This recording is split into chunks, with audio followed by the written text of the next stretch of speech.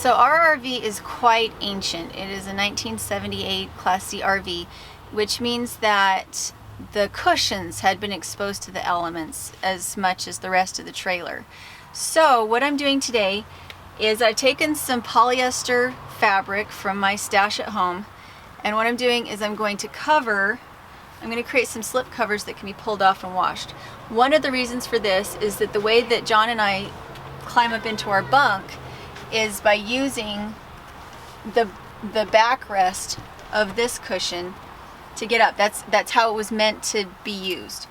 But it means that, especially on that side, the cushion has kind of been through the ringer. So, along with the other things that I packed, I also packed a small sewing kit. Okay, just a little baggie. In here I have a pin cushion with just a few pins in it, a little metal cushion with needles and thimbles and some chalk and a magnet in it. The magnet is to hold the pins from coming out.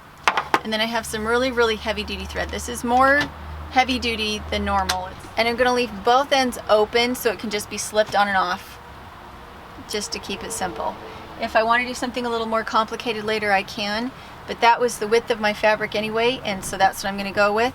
And then when I do the seats are actually attached to the wood. So what I'm gonna be doing is just creating something akin to a fitted sheet that's a slip cover, so with elastic on the edges, so that I can put it over the top, but it doesn't completely encircle the cushion because, again, it's attached to wood.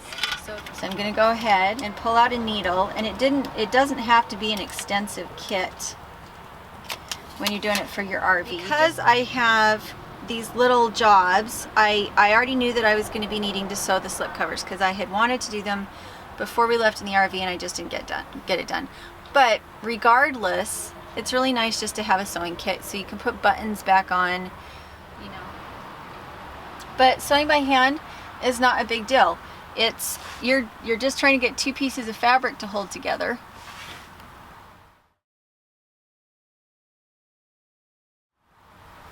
It's better if your seams are better. You know, the better you do it, the better, because a good seam will hold better than a bad seam. Because my cushions are going to start deteriorating if I don't do this. And as always, we're a little behind. I don't know if we're behind schedule, but we're supposed to be out here by noon, and it's 10:30 right now, and I have some other things I need to be doing.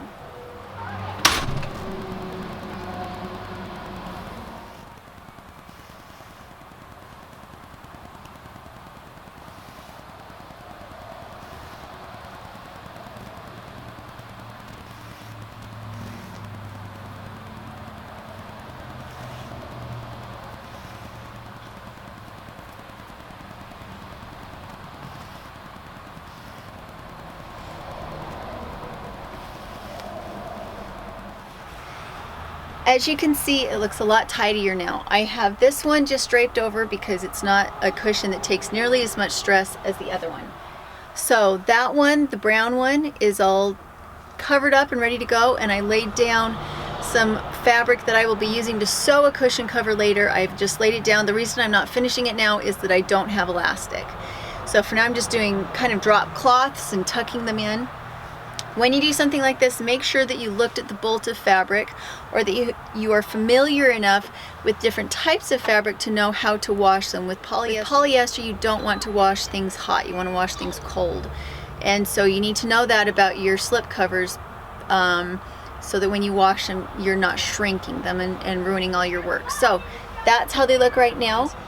We're just about ready to go and visit another viewer, and if you would like to host us, we would love to come see you. We have onboard sewer as well as water, and we have a solar panel on the top, so we don't need hookups.